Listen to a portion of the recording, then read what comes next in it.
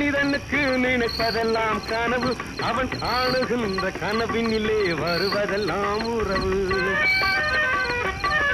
கனவு காணும் மனிதனுக்கு நினைப்பதெல்லாம் கனவு.